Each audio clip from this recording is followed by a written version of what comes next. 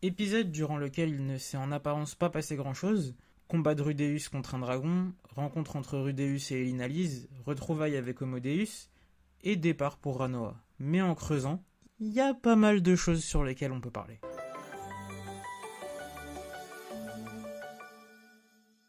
Salut, c'est Fat Black, et aujourd'hui review du 4ème épisode de la seconde saison de Mushoku Tensei. Ça va être long. Mais avant toute chose, petit rappel habituel, j'ai effectué des reviews de la première saison de Mushoku Tensei, ainsi qu'un récapitulatif de cette dernière, et une série de vidéos permettant d'explorer davantage cette première saison. Je tenais également à vous remercier, puisque du coup on a passé le cap des 1250 abonnés. C'est un cap très particulier, mais je vous en remercie tout de même. Et durant la première saison de Mushoku Tensei, j'ai passé le cap des 1000 abonnés. Ça serait sympa que durant la seconde, on passe celui des 2000. Je dis ça, je dis rien. Enfin bref, commençons la review. Dans cet épisode, on commence tout d'abord par voir Rudeus qui combat un dragon, et ce combat durant cet épisode a eu plus de conséquences qu'il peut n'y paraître. Tout d'abord, la première conséquence a été qu'Elinalise a pu retrouver Rudeus grâce à l'esclandre générée par ce combat provoqué par le personnage. Il y a eu des rumeurs qui se sont étendues et du coup elle a pu retrouver le perso grâce à tout le bruit qu'il a fait. Rumeurs qui ont commencé à être suffisamment étendues pour que le personnage entende parler de Rudeus dans le précédent épisode, mais le coup du dragon ça a quand même pas mal aidé à retrouver le personnage. Ensuite, le point qui a fait que cette confrontation contre le dragon a été intéressante pour le personnage, c'est dans le fait que je pense que la lettre envoyée par Ranoa l'a été suite à cette conversation du 23e épisode. 5歳で水星級魔術師、しかも無縁賞って。確かに本当ならすごいし、ぜひお声掛けをしたいところですけど。作り話もそれだけ持っていると逆に面白いな。あなたはこれが作り話ではないと、そう言いたいんですね。はい。Qui du coup faisait probablement suite à des rumeurs sur le personnage qui aurait battu un dragon rouge, qui est l'un des monstres les plus puissants de l'univers de Mushoku Tensei si je ne me trompe pas. Et du coup ça a permis d'étendre la renommée de Rudeus à travers le monde, ce qui lui a permis de recevoir cette lettre venant de Ranoa. Donc ce combat contre le dragon était assez intéressant. En plus pour nous, ça nous permettait de voir l'évolution du personnage en le voyant solo, un monstre puissant tout simplement.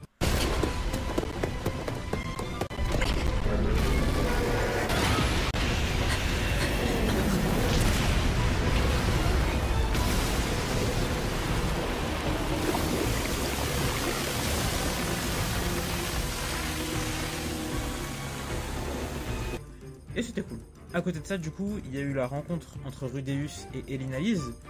Rencontre qui était assez intéressante. C'est vrai que j'ai omis pas mal de choses dans ma précédente review. Mais du coup, dans cet épisode, ce qu'il y a quand même eu d'intéressant, c'est que Rudeus a enfin eu l'information d'où se trouvait sa mère.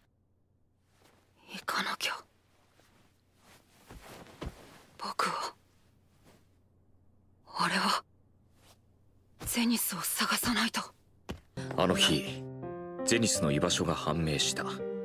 ゼニスはメガリット大陸の中央付近にある迷宮都市ラパンというところにいるらしい。On sait aussi également où se trouve un certain nombre de personnages.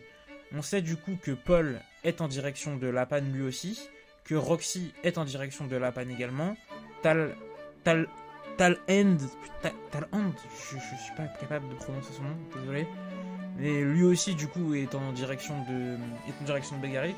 Il y a fort à parier que Gis est également là-bas, puisqu'il était parti et du coup il n'y a pas de raison qu'il soit retourné en arrière, surtout si Zenith est effectivement là-bas. Donc tout ce petit groupe de personnages devrait se retrouver sur le continent de Begarit, et on devrait avoir, je pense, un épisode focus un petit peu sur eux, pour voir ce qu'il se passe là-bas et voir comment ils vont retrouver Zenith, s'ils y parviennent. Puisque du coup, dans cet épisode, il y a un sous-entendu sur le fait que quelque chose pourrait mal se passer, selon moi, sur le continent de Begarit. Mais je reviendrai dessus plus tard.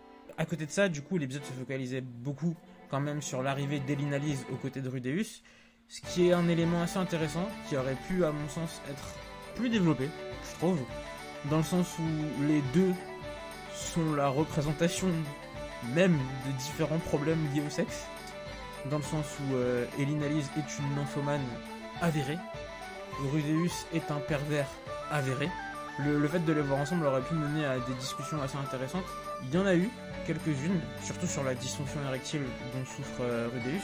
Dysfonction érectile qui du coup est assez mise en avant et assez, exploitée dans la série, même de façon assez inattendue je trouve, mais assez exploitée et qui pour le coup reste reste pertinente, dans le sens où la série n'a pas fait n'importe quoi avec, parce que du coup j'ai fait mes petites recherches pour voir quelles pouvaient être les sources de dysfonction érectile dans la vraie vie. J'ai fait mon travail de vidéaste, hein.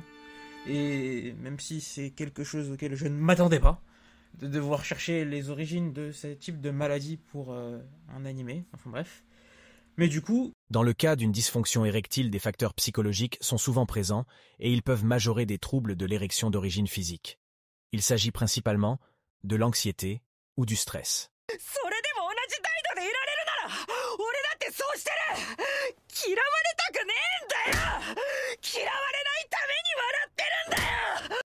L'anxiété de performance est la première cause psychologique des problèmes d'érection. L'homme craint de ne pas pouvoir avoir d'érection et de ne pas arriver à satisfaire sa partenaire. Ces peurs anticipatoires empêchent l'apparition d'une érection normale. La cause peut également être une dépression.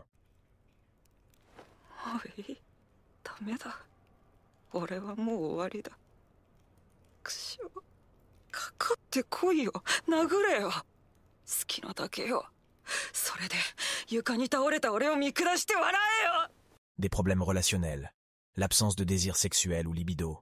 Ce point ne concerne pas Rudeus, ou encore des difficultés rencontrées dans les relations antérieures. Ce point est la cause principale du problème de Rudeus.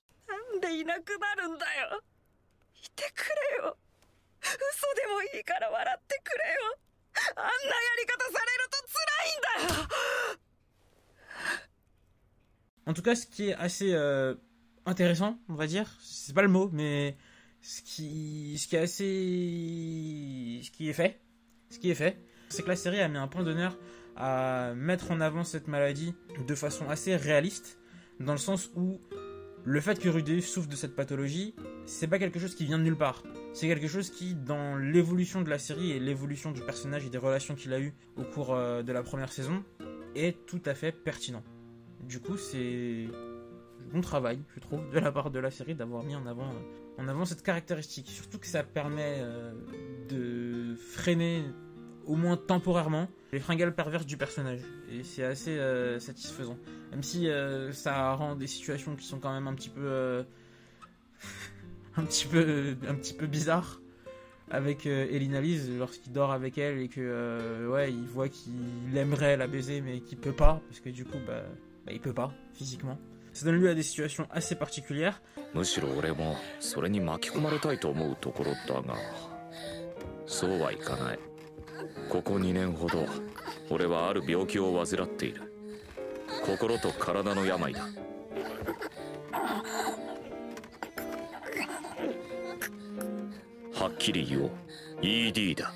Un point qui était assez intéressant, je trouve, dans leur rencontre, c'est le moment où Elina Lise trouve le collier fait par Sylphie. Et du coup, ça m'a fait me poser la question de ce que symbolisait ce collier dans l'univers de Mushoku Tensei. Qu'est-ce que ça a comme valeur pour les elfes? Parce que il me semble que dans le 8e épisode, Sylphie explique qu'elle a copié un petit peu un collier que son père avait. Il faudrait que je retrouve la scène et que du coup je vais la mettre probablement en illustration de cette séquence. Mais du coup, il faudrait que je vois si à un moment donné on explique qu'est-ce que représente ce collier ou quelle valeur il peut avoir. Je me dis que peut-être si Elina Lise se dit qu'elle ne doit pas toucher à Rudeus, c'est de par la présence de ce collier qui, signifierait qu'il appartient entre guillemets à une autre elfe et enfin bref, je sais pas quelle valeur ça peut avoir, mais voilà. À côté de ça, pour revenir un peu sur la question du sexe, c'était assez original, on va dire, de voir la gestion qu'avait Elina Lise vis-à-vis de la question de sa libido, on va dire, dans le sens où elle la structurait financièrement, où en fait, pour s'éviter d'avoir des problèmes, elle payait les hommes avec qui elle couchait pour du coup qu'ils ne tombent pas amoureux d'elle et qu'ils ne se battent pas entre eux. C'était assez spécial en fait de voir ça. Enfin, c'est un comportement que j'avoue que je ne m'imaginais pas voir dans ce sens-là, honnêtement. Et du coup, dans cet épisode, on a pu également avoir la confirmation de ceci. Je suis bien d'accord avec Rudeus pour une fois. Mais bon, il y a une question aussi qui me taraude de plus en plus au fil des épisodes et au fil des moments où on parle de Paul, c'est qu'est-ce qu'il a fait pour être à ce point détesté? Je comprends pas. Enfin, on a vu à plusieurs moments que Elinalise et Tal, du coup c'est comme ça que j'appelle Tal, du coup, on a vu à plusieurs reprises qu'ils le détestaient, qu'ils ne voulaient pas le revoir, qu'ils avaient un gros passif avec eux, et du coup je me demande qu'est-ce que ça peut être. Parce que du coup on a vu dans la première saison que concernant Gis et Ghislaine, ils n'avaient pas trop d'appréhension vis-à-vis du personnage, dans le sens où Ghislaine a aidé Paul à intégrer la famille Boreas, et Gis était un soutien de Paul pour retrouver Rudeus. D'une certaine façon, Tal et Lina aident aussi Paul à retrouver sa famille, donc quelque part ils tiennent un peu à lui, même si je me demande si c'est pas peut-être plus pour Zénith qu'ils le font. Mais malgré tout, je me demande vraiment qu'est-ce qu'ils ont contre Paul, qu'est-ce que Paul a fait. Ça m'étonnerait pas qu'il ait fait une dinguerie stupide, mais je me demande vraiment ce que c'est à la fin. Enfin bref, ça c'est un petit point. しかし一体何をやったんでしょうか、パオロさん。 Mais du coup, autre point important de cet épisode, c'est le retour d'un personnage plus qu'attendu, Homodeus. Et le retour d'Homodeus, lié à un autre élément de cet épisode, me fait me poser plein de questions. Tout d'abord, en ce qui concerne ce retour d'Homodeus, le point que je voulais aborder précédemment, c'est le fait qu'il semble mettre un point d'honneur à ce que Rudeus n'aille pas à Begarit.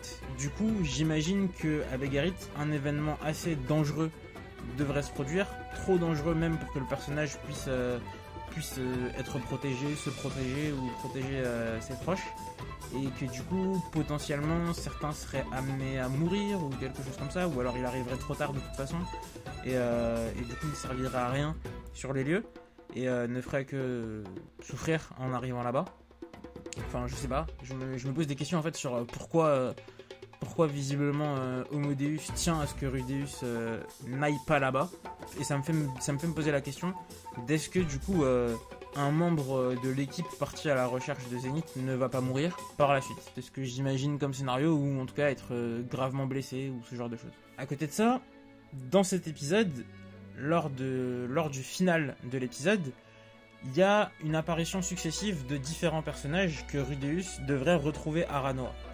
Parmi ces personnages, on retrouve Cliff. Si vous n'avez pas vu l'OAV, épisode spécial de la première saison, regardez-le du coup, puisque c'est là que le personnage est introduit pour la première fois. On y retrouve également les bestiales qui mangent de la viande, ironiquement, et pourquoi pas, qui sont probablement les bestiales qu'avaient rencontré Eris et Rudeus lors du 15e épisode, si je ne me trompe pas. On a également du coup la présence de Zanoba Shirone, le fan de Rudeus qui est à fond sur les statues, et d'ailleurs ça a l'air de pas avoir changé. On retrouve également la Asura, Sylphie et le Greyrat, qu'on avait vu lors de l'épisode 0. On retrouve également un démon, une démone, il me semble que c'est une démone, avec plusieurs bras et une assemblée de démons autour d'elle, je crois, j'imagine. Et du coup, l'autre personnage que l'on voit, c'est selon moi Nanaoshi. Si vous avez suivi ma dernière vidéo, vous savez que c'est un personnage qui m'intrigue fortement. Si vous ne l'avez pas vu, j'ai fait une vidéo théorie récemment autour du personnage, que je vais éclater aujourd'hui en partie dans cette vidéo. Surtout développer, je dirais, par rapport à ma précédente vidéo. Grâce à un commentaire qui a été fait sous cette dernière, du coup, je vais reprendre pas mal de tes arguments, si ce n'est même tous, tellement ton commentaire me paraît extrêmement pertinent. Donc je te remercie John Doe. J'ai épinglé le commentaire sous la vidéo de la théorie, donc si vous voulez aller le voir plus précisément, vous pourrez assister à la conversation qu'il y a eu entre nous du coup. Du coup, merci pour ce commentaire, et je vous incite tous, si vous avez des choses à dire sur mes vidéos, sur mes reviews ou sur d'autres types de vidéos que je peux faire. Si vous avez quelque chose à dire, faites-le, parce que ça peut être vachement intéressant, et du coup voilà. Mais du coup bref, pour en revenir à ce que je voulais dire, de la présence selon moi de Nanaoshi dans cet épisode, parce que du coup si c'était pas Nanaoshi c'est bizarre, parce que une fille habillée en bleu avec des longs cheveux noirs et dont on ne voit pas le visage, pour moi c'est Nanaoshi. Voilà. Mais du coup si c'est bien Nanaoshi, il y a quelque chose d'assez intéressant dont je voudrais vous parler. Dans cet épisode, Homodeus targue pas mal Rudeus d'aller à Ranoa faire des recherches sur la catastrophe magique. Et aussi d'y aller pour ressusciter sa bite, entre guillemets. Pour dire la chose grossièrement. Mais du coup, le fait de ressusciter sa bite, on s'en fiche un petit peu, c'est un prétexte. Le truc intéressant, ce serait vraiment qu'il y aille pour faire des recherches sur ce qui s'est passé lors de la catastrophe magique. Et du coup, sous cette vidéo théorie, le commentaire dont je vous ai parlé précédemment développe quelques arguments sur ce que serait la catastrophe magique réellement. Et je suis vraiment très en accord avec les propos qu'il a énoncés. Du coup, je vais vous le rapporter en ajoutant quelques éléments. Du coup, un point assez important par rapport à la théorie que je vais vous énoncer, c'est le fait que dans le premier épisode de la série, on nous explique que lors de la tentative de sauvetage de Rudeus, les 2 adolescents qui étaient avec lui ont disparu. On n'a pas assisté à leur décès, on n'a pas assisté à leur sauvetage, ils ont simplement disparu. On voit également que du coup le 3e adolescent que Rudeus tentait de sauver, lui a bien été sauvé, il est dans l'état de choc et pris en charge par des ambulanciers. Mais du coup, si Rudeus a lui été réincarné dans un autre univers, on peut se demander si ces 2 personnages ont disparu, où sont-ils allés? Mais du coup, si ces 2 personnages ont disparu, ils sont donc probablement apparus quelque part. Il y aurait donc eu une téléportation. Il y a un événement au cours de la série qui est lié à une téléportation. Je vais pas faire durer le suspense plus longtemps.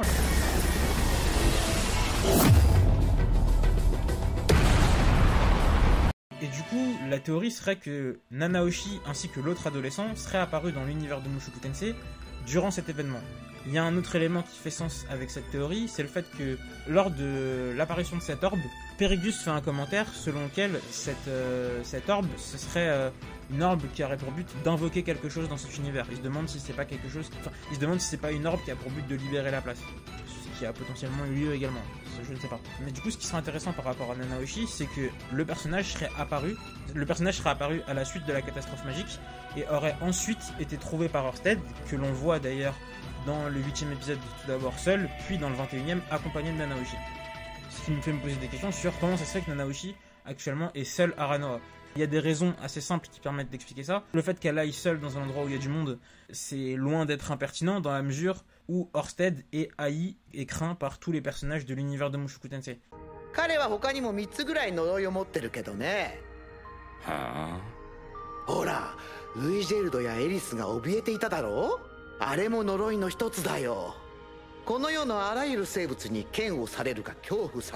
Ce qui m'a fait d'ailleurs faire la théorie selon laquelle Nanaoshi serait un personnage réincarné à la base. Parce que du coup, dans le 21e épisode, les 2 seuls personnages qui ne craignent ni ne haïssent Ørsted, ce sont Rudeus et Nanaoshi. Et du coup, selon cette théorie, ce seraient les 2 personnages venant d'un autre monde durant la scène.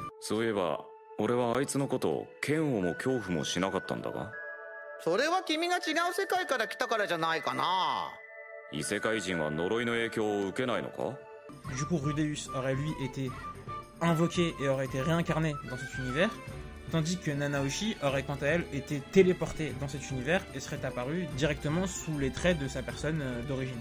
Ce serait donc pour ça que durant les 2 apparitions du personnage pour l'instant, on ne voit pas son visage. La première fois masquée, la deuxième fois on la voit de dos. Ça serait logique, puisque du coup si on voyait son visage, on pourrait la corréler directement à la personne que Rudeus a tenté de sauver. Mais du coup, par rapport à cette théorie, il y a plusieurs questions qui sont à soulever.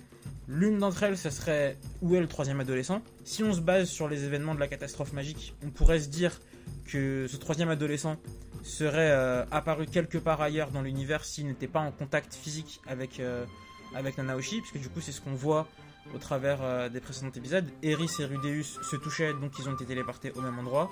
Aisha et Lilia étaient collées l'une à l'autre, donc elles se sont téléportées également au même endroit.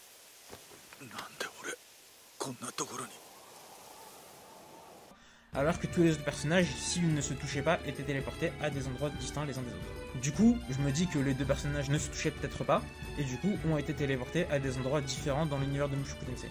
Mais du coup, vient quand même se poser une question, pourquoi, dans ce cas, si cette théorie est exacte, pourquoi dans ce cas Rudeus serait apparu dans l'univers de Mushoku Tensei pile 10 ans avant la catastrophe magique? Puisque du coup, c'est effectivement pile 10 ans, parce que du coup c'est le jour de l'anniversaire de Rudeus que la catastrophe magique a eu lieu.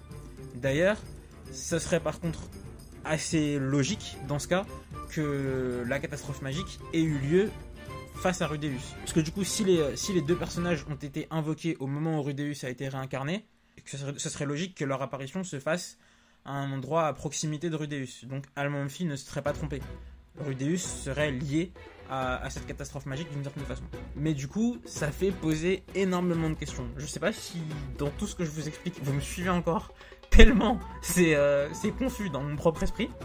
Mais du coup, le fait que Homo Deus veuille que Rudeus enquête sur la catastrophe magique à Ranoa pourrait selon moi apporter énormément de réponses, confirmer la théorie selon laquelle Nanaoshi serait un personnage invoqué et du coup serait la demoiselle qui a tenté de sauver Rudeus.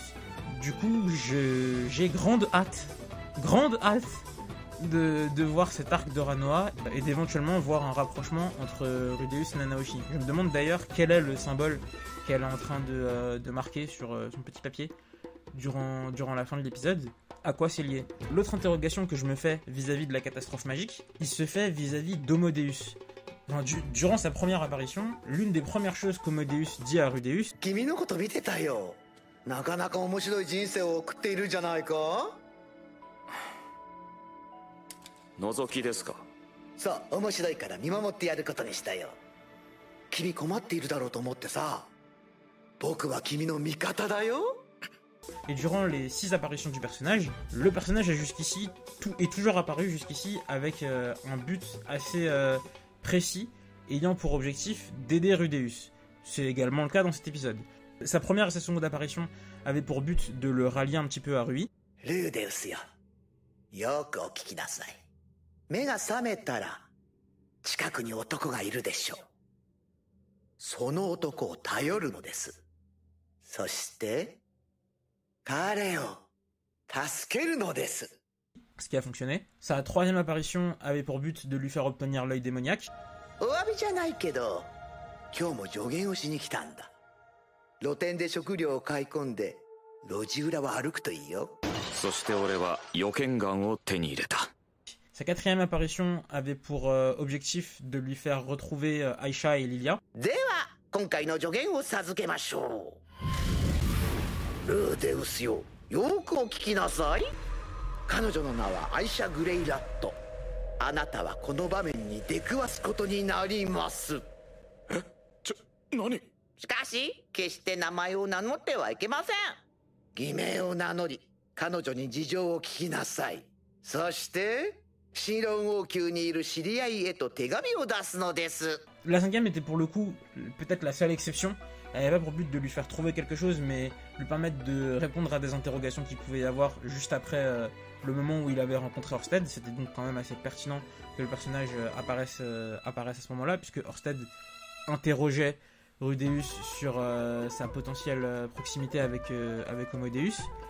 Et sa sixième apparition, faite dans cet épisode, du coup, avait pour but de le diriger vers Ranoa pour que le personnage ressuscite sa bite, entre guillemets, encore une fois, et pour que le personnage, du coup, fasse des recherches sur ce qui s'est passé lors de la catastrophe magique.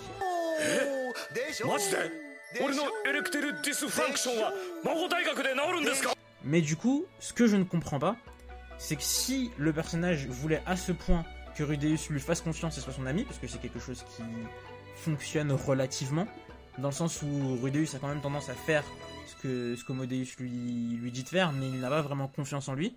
Mais du coup, si Homodeus voulait à ce point que Rudeus lui fasse confiance, pourquoi avoir choisi d'apparaître uniquement à partir de la catastrophe magique?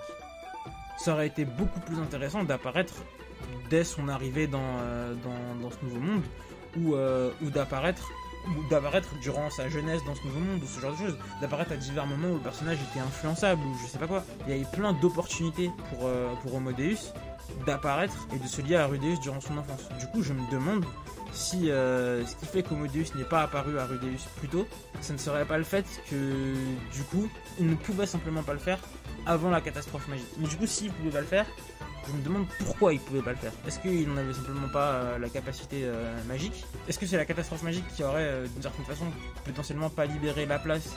Il aurait libéré Homodeus d'une quelconque condition? Parce que du coup, dans cet épisode, il nous explique qu'il a également ses propres problèmes à gérer.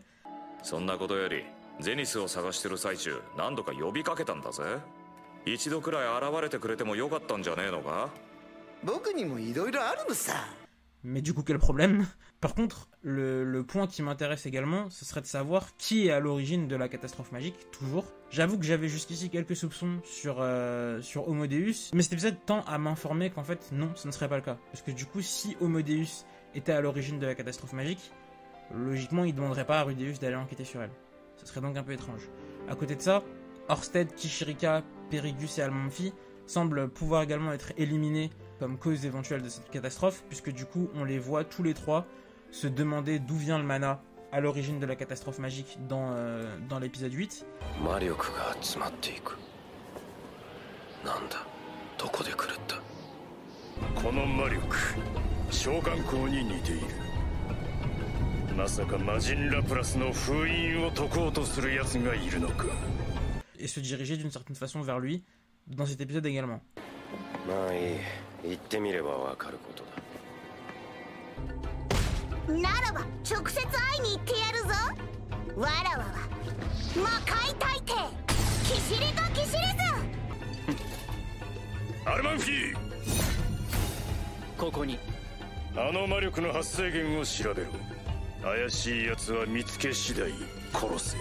Du coup, la dernière personne qui resterait, ce serait Laplace. Mais dans la mesure où il est emprisonné, on se demanderait comment il aurait fait. Donc, la réponse la plus probable, à mon sens actuellement, serait que la catastrophe magique a été causée par une tierce personne, dont on n'a actuellement pas connaissance. C'est ce que je me dis actuellement. Mais du coup, dans quel but avoir causé cette catastrophe magique, je me le demande. Pourquoi avoir voulu, si la théorie est correcte, faire venir dans ce monde Nanaoshi et l'autre adolescent, le troisième également, même si lui il est pas venu, et Rudeus, d'une certaine façon. Enfin bref, beaucoup de questions. J'avoue que je pose beaucoup de questions dans cet épisode, plus que je n'apporte de réponses, je pense. Mais du coup, c'est un épisode qui, à mon sens, lorsque l'on creuse beaucoup, fait se poser énormément de questions sur ce qui a pu se passer dans cette première saison. Ce qui a pu se passer dans la première saison. Et du coup, le dernier élément important de cet épisode, c'est le fait que Rudeus va se rendre à Ranoa, il va donc y retrouver les personnes que j'ai mentionnées précédemment, mais surtout, il va retourner pour la première fois dans une école depuis plusieurs années, et il n'avait pas encore eu à retourner dans ce type d'établissement depuis la dernière fois où il avait subi des brimades de la part de divers adolescents. 学校、嫌な言葉だ。 Et du coup, voir le personnage confronté à un établissement scolaire, je me demande comment ça va se passer. Du coup, j'ai hâte d'être au prochain épisode pour voir comment ça va se passer. Et du coup, voir ses interactions avec les autres personnages, notamment Cliff, surtout Roxy. Mais Cliff, ça promet d'être assez marrant. Mais du coup, voilà. Je crois que j'ai tout dit. Je suis un peu confus moi-même dans mon esprit par rapport à tout ce que j'ai dit sur Nanaoshi et Hersted, donc si vous l'êtes aussi, n'hésitez pas à me le partager en commentaire. Si vous avez des retours à me faire, n'hésitez pas à me le faire en commentaire. Merci encore à John Doe. J'espère ne pas avoir mal retranscrit ton message. Je suis désolé si je l'ai fait. Enfin, je suis désolé si c'est le cas. Mais du coup, je vous invite vraiment à lire son commentaire sous ma précédente vidéo, ce qui vous permettra de regarder ma précédente vidéo également. Enfin bref, ceci étant dit, likez si vous avez aimé, dislikez si vous n'avez pas aimé. Abonnez-vous si vous voulez, partagez si vous souhaitez, mais surtout commentez. Foncez mater Mushoku Tensei, première saison, seconde saison. Mes reviews, évidemment, sont bien. Du coup, elles valent la peine d'être regardées. Donc regardez-les. Et voilà. Ceci étant dit, salut les gens. そこにはラノア魔法大学という世界一の魔術学校があるんです。近代的で高度な講義を受けることができます。様々な種族を受け入れ、真面目に魔術を研究しています。もしこのままルディが魔術の道を進みたいというのなら、ラノアに行くことをお勧めします。ラノア魔法大学か。